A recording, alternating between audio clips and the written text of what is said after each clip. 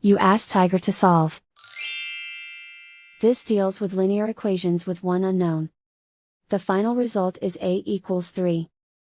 Let's solve it step by step. Simplify the expression.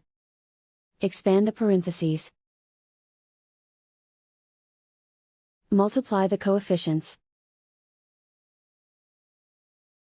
Simplify the arithmetic.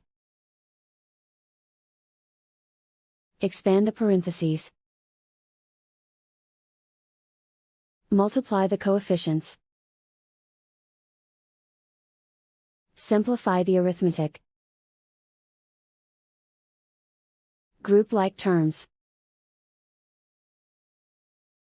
Simplify the arithmetic. Group like terms. Combine like terms. Group all a terms on the left side of the equation. Subtract 2a from both sides.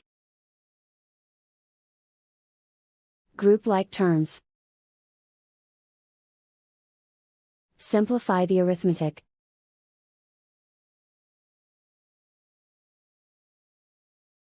Group all constants on the right side of the equation. Add 54 to both sides. Simplify the arithmetic.